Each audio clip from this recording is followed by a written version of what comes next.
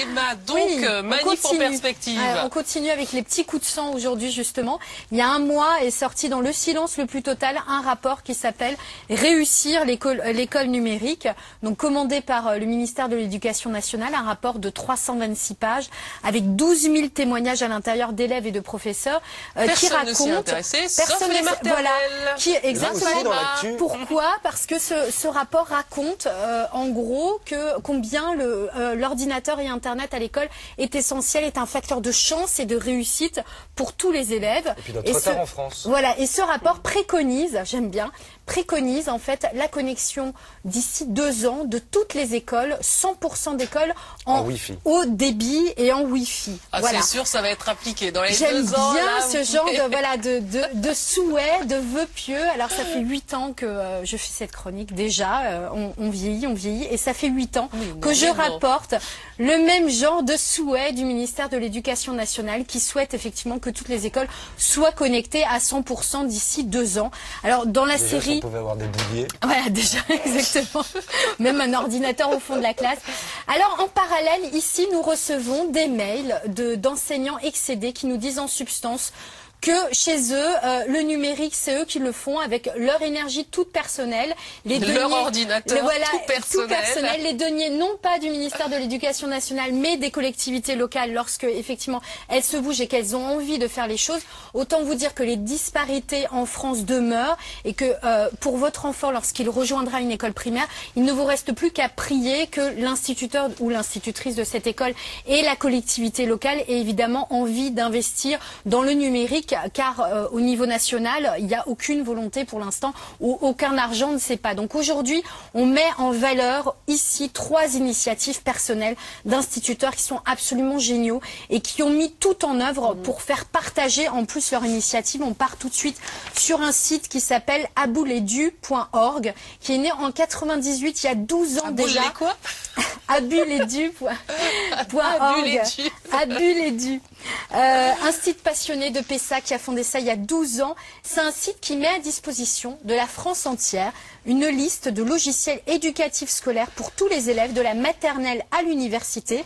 Regardez la liste, je vous propose de tester un logiciel qui s'appelle À nous les nombres, qui permet à l'enfant tout petit de dénombrer des barques ou des éléphants, ou encore un logiciel qui s'appelle Association pour les enfants dès la fin de la maternelle, qui permet d'entendre un son associé à un mot, associé à une image, donc pour le début de l'apprentissage de la lecture.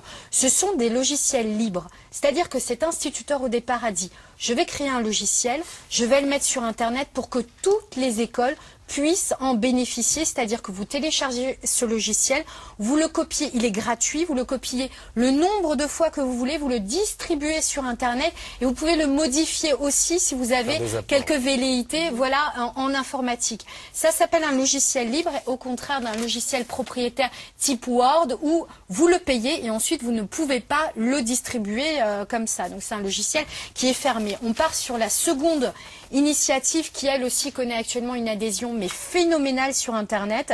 Ça s'appelle Césamat.net. Alors là c'est des logiciels libres pour les enseignants et les élèves de mathématiques pour rendre plus ludique l'apprentissage des maths. Il y a quasi... D'utilité publique ce logiciel.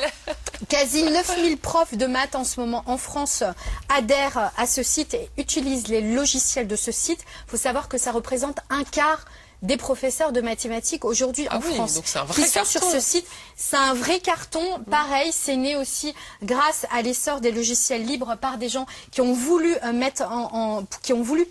partager les logiciels libres éducatifs. Pourquoi? Parce qu'ils se sont dit non seulement on a besoin de ces logiciels, mais en plus ça va changer notre façon d'enseigner. Ces professeurs sont aussi sur les forums de ces sites pour dire voilà, j'ai utilisé tel ou tel logiciel, ça m'a apporté ça, les élèves ont apprécié. Donc c'est un échange aussi de savoir et de savoir enseigner. C'est pour ça que c'est aussi intéressant. Et enfin, 3e initiative à encourager parce qu'elle est en train de se monter. Je trouve qu'elle est étonnante, elle est très très riche. Vous allez voir, c'est une suite bureautique spécialement conçu pour les 7-12 ans, avec un design simplifié et adapté pour les enfants, un traitement de texte, un tableur, les outils sont simplifiés. C'est génial, ça. C'est un logiciel libre aussi. Le professeur est parti du principe qu'effectivement, en utilisant en fait les traitements de texte habituels, les enfants trouvaient ça trop sobre, parfois trop compliqué à utiliser, trop rébarbatif. Il a créé ça. C'est libre. Il est en train en fait de le développer. Et à la fin de cette petite vidéo, il y a un appel aux dons. Et juste pour dire, cet appel aux dons, il devrait surtout être envoyé au ministère de l'Éducation nationale, qui nous répète depuis 10 ans qu'effectivement il a besoin de ce genre de velléité, d'énergie de la part du corps professoral. L'énergie, elle est là, elle est remplie sur Internet, il y en a partout, elle est très riche. Elle demande juste quelques deniers parce que les logiciels libres ne sont pas gratuits. Il n'y a rien de gratuit en ce monde, en tout cas pour les développer, ça demande du temps, de la sueur et donc un peu d'argent. À votre bon cœur, messieurs, dames. Voilà. Et un grand coup de chapeau à tous ces enseignants. Hein. On tape souvent sur les enseignants, mais là franchement, ils se bougent beaucoup. Hein. Ouais, il y en a énormément sur Internet. Les parents peuvent, pour nos enfants, accéder à ces... Mais complètement, c'est des sites qui sont ouverts. Vous pouvez aller télécharger. Totalement, vous pouvez aller télécharger ces logiciels là en allant sur ces adresses-là tout de suite sans aucun souci. Évidemment, ça s'appelle du partage. Vous trouverez toutes ces adresses sur le site des maternelles. Merci beaucoup, Merci Emma. à vous. À la semaine prochaine.